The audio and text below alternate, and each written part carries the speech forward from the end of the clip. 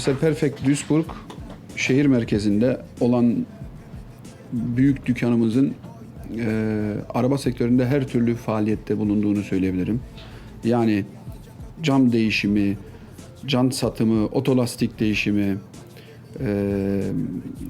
tamir usta atölyesi ve araba alım satım sektöründe faaliyetteyiz.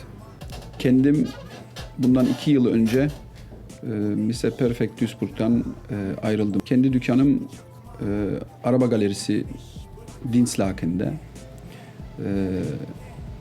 YA Otomobile olarak geçiyor. Leidenschaft, hobiyi işe çevirdik. Bırak lan nefsimiz ezdi bizi, sesimiz eski. Bu en kötü dönemindeki kaleci Fevzi. Yıllardır cezadan alıyorken feyzi. Bak en büyük rakibim Sago değil Jay-Z. Kafesi kesin hadi birisi arazi. Eskisinin ikizi gibi yenimiz asi. Kümese dalarım o çetene merasim. Doğu Türkistan çok enteresan bir olay yaşadım kendim. Yaşım artık tam bilmiyorum 10, 11, 12.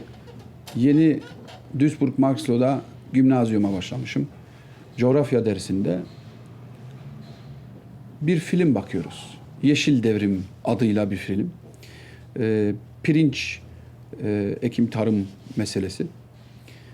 Ve bu esnada spiker herhangi bir çiftçiyi Çin'in ortasında sorgulamaya başladı. Daha doğrusu normal bir interview yaptı. Yani biz de o zamanlar ufak çocuğuz. Ben hayatımda hiç duymamışım. Ne Doğu Türkistan, ne Uygur'u. O çiftçi birden başladı Türkçe konuşmaya. Ben coştum, ayağa kalktım, öğretmenime bağırıyorum. Öğretmenim Türkçe konuşuyor. Öğretmen de o arada sakin ol oğlum dedi. Sakin ol, normaldir, orada çok Türk var. Yani ilk tanışmam ve ilk bilmem orada oldu. Gönlümüz ister ki Doğu Türkistan olsun. Yani. Gönlümüzün isteği o. Ve inşallah zalimin hesabı varsa Allah'ın da var. Bir gün biz yaşamasak da çocuklarımız inşallah yaşar. İsimizi vermeden üzerine geliriz. Gökdeniz ve ikimiz Nemesis gibiyiz. Diriyiz ve yine büyük deliyiz. Ekibimizi biliriz, iyi tümüne rakibiz. Kalemin iyi mi, kelamın onun delili. Hani bu rapin geliri diye bağırın o biçim.